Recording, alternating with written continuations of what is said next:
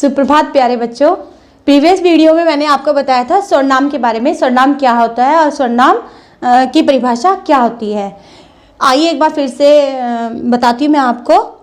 सर्वनाम वे होते हैं जो संज्ञा शब्दों के स्थान पर प्रयोग किए जाते हैं। वे शब्द जो संज्ञा के स्थान पर प्रयोग किए जाते हैं वे सर्वनाम कहलाते हैं। बेटा सर्वनाम के भेद आज मैं पढ़ाने जा रही हूँ आप लोगों को। सर्वनाम के 6 भेद होते हैं जो कि इस प्रकार है। पहला है पुरुषवाचक सर्वनाम, दूसरा निश्चयवाचक सर्वनाम, तीसरा है अनिश्चयवाचक सर्वनाम और चौथा है संबंधवाचक सर्वनाम, पांचवा प्रश्नवाचक सर्वनाम और छठा आपका है निजवाचक सर्वनाम। ये है सर्वनाम के 6 भेद। ठीक है, फर्स्ट आपका है पुरुषवाचक सर्वनाम। जिन सर्वनामों का प्रयोग अपने लिए किया जाता है, सुनने वाला अपने लिए करता है और जिस विषय में या जिसके बारे में बात हो रही हो उसके लिए प्रयोग किया जाता है वो क्या कहलाता है? पुरुषवाचक सर्वनाम। जैसे मैं अपने किसी फ्रेंड के साथ किसी तीसरे व्यक्ति की बारे में या तीसरे व्यक्ति के विषय में बातें करती हूँ तो वो क्या कहलाता है? पुरुषवाचक सर्वनाम कहलाता है। ठीक है, अब पुरुषवाचक सर्वनाम भी 3 प्रकार के होते हैं। एक होता है उत्तम पुरुष, मध्यम पुरुष और अन्य पुरुष।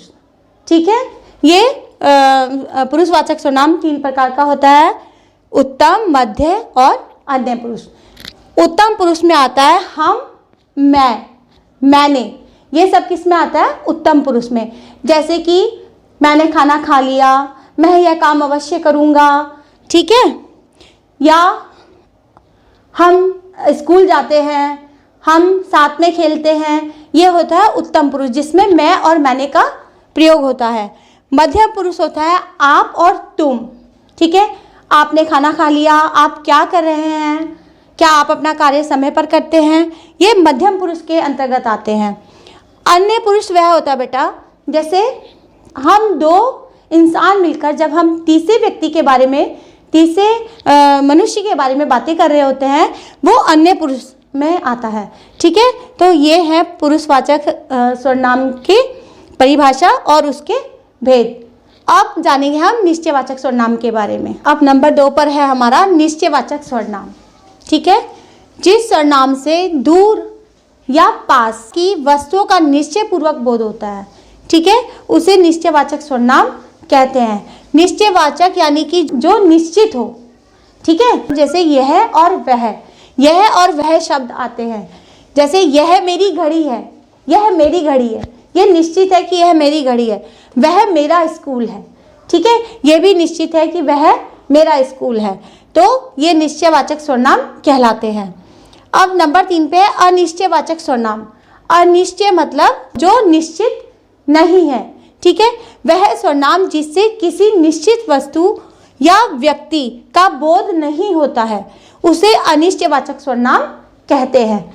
जैसे कुछ और कोई से बने शब्द, जिसमें कुछ और कोई से बने शब्द आते हैं वह होते हैं अनिश्चयवाचक सर्वनाम। इसका एग्जाम्पल है बेटा, मुझे कुछ रुपए चाहिए।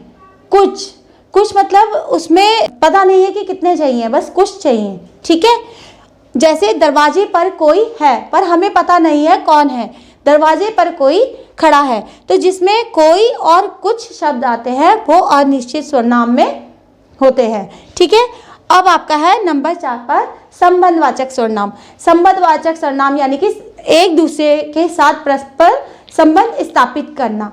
ठीक है, जो सर्वनाम शब्द परस्पर संबंध बताते हो, एक दूसरे के साथ संबंध बताते हो, उन्हें संबंधवाचक सर्वनाम कहते हैं। इसमें आता है बेटा जैसी, वैसी, जैसे हम बोलते हैं ना जैसी करनी वैसी भरनी, या जिसने चोरी की है उसे सजा मिलेगी। तो ये शब्द ये क्या कहलाते हैं? संबंधवाचक सर्वनाम कहलाते हैं। अब आगे देखिए 5 नंबर पर बेटा, नंबर 5 पर है प्रश्नवाचक सर्वनाम। जिस शब्द से किसी व्यक्ति, वस्तु, स्थान, दशा आदि के विषय में प्रश्न किया जाता है, ठीक है, उसे हम क्या कहते हैं? प्रश्नवाचक सर्वनाम कहते हैं। प्रश्न होता है क्वेश्चन करना, हम किसी से कोई बात पूछ रहे हैं, जैसे क्यों, क्या, कब, कैसे हम पूछते हैं ना, क्या तुमने खाना खा लिया, क्या तुम आज स्कूल जाओगे, ये सब क्या होते हैं, प्रश्नवाचक सर्वनाम कहलाते हैं। तुम क्या कर रहे हो, तुम्हारे घर में कौन है, तुमने आज क्या किया, हम किसी से जो भी क्वेश्चन करते हैं वो किस में आ जाता है, प्रश्नवाचक सर्वनाम में आता है। ठीक है, अब आपका है 6 नंबर पर निजवाचक सर्वनाम। निजवाचक होता है निजी, निज मीन्स निजी, जिस सर्वनाम में निजीपन जैसा प्रतीत होता है, ठीक है, बहुत करीबी यानी कि प्रतीत होता है, उसे क्या कहते हैं, निजवाचक सर्वनाम कहते हैं। जैसे खुद, हम अपने बारे में बात कर रहे हो, अपने आप, खुद के विषय में बात करते हैं तो वो क्या कहलाता है, निजवाचक सर्वनाम कहलाता है। जैसे है मैं खुद ही पढ़ लूँगा, मैं अपना कार्य स्वयं कर लूँगा, मैं यह चित्र अपने आप ही बना लूँगा। ठीक है, तो ये खुद के लिए प्रतीत होता है तो वो निजवाचक सर्वनाम कहलाता है। आई होप आप लोगों को सर्वनाम के भेद और उनकी परिभाषाएं समझ आ गए होंगे। ठीक है, धन्यवाद।